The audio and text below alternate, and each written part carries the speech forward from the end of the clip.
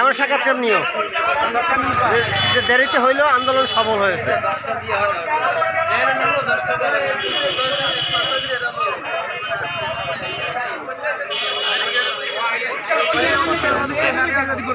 আমি বরিশাল জেলা মহেন্দ্র সমিতি ইউনিয়নের নির্বাচিত কার্যকরী সদস্য। তো এখানে আমাদের 1975 সাল হইতে মহেন্দ্র স্থান এই জায়গাটাই নির্ধারিত স্থান। এই জায়গাটার নাম কি? এই জায়গাটার নাম হইল ভূমি অফিস সংলগ্ন এবং পাবলিক লাইব্রেরি সংলগ্ন। আমাদের 75 সাল হইতে এবং 2015 সালে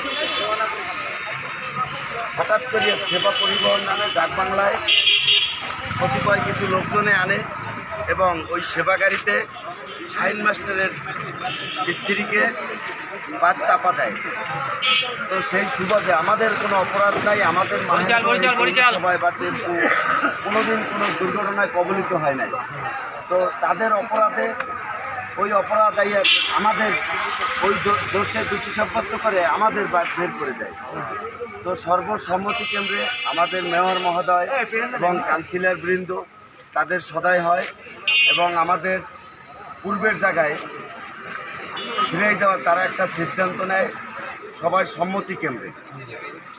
তো আসলে আমরা এই অঙ্গীকারবদ্ধ যে আমাদের এখানে কয়েকটা স্কুল, তো স্কুলের সামনে কোনো গাড়ি রাখবে না এবং এই রাস্তায় গাড়ি চালাবে 10-এ এবং এই অঙ্গীকারবদ্ধতেই আমরা আসছি এবং ইনশাল্লাহ এই জায়গাটায় আমরা এই জায়গাটার সাথে আমাদের সাথে একটা পরিবারের পারিবারিক সম্পর্ক এই বাজারের সাথে এবং বাজারের সাথে স্কুলের ছাত্রছাত্রীরা মানববন্ধন করছে গুয়াচিত্রা এবং বোর্ড স্কুল চৌরিপাড়ার অনেক ছাত্রছাত্রী আমাদের মাহিন্দ্রা স্কুলের সামনে 10 টাকায় নামতে পারে এবং নারায়ণপুর থেকে।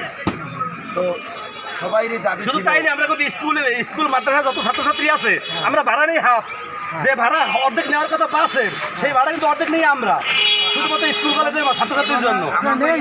খুব ক্ষতিগ্রস্ত হয়েছে। তো আসলে বাজারের দোকানদার বাজারের যারা ক্রেতা আসে অনেক দূর দূরান্ত থেকে, তারাও 10 টাকায় গুয়াচিত্রা দিয়ে চলে আসতে পারতেন। তো সবাই দাবি ছিল যে এই জায়গাটা স্ট্যান্ড। তো এই দাবি আমাদের মেয়র মহোদয় এবং কাউন্সিলর বৃন্দ এবং মুক্তিযোদ্ধা এবং সবাইরই একটাই দাবি ছিল যে স্ট্যান্ড পূর্বের জায়গায় যাওয়ার জন্য। এই জন্যে আমার মাননীয় প্রধানমন্ত্রী এবং আমাদের মেয়র মহোদয়, কাউন্সিলর বৃন্দ এবং বীর মুক্তিযোদ্ধা বৃন্দকে সবাইকে আমি শুভেচ্ছা ও অভিনন্দন জানাই। সর্বশেষ আপনাদের স্থান জায়গা মতোই আছে। হ্যাঁ, ইনশাল্লাহ।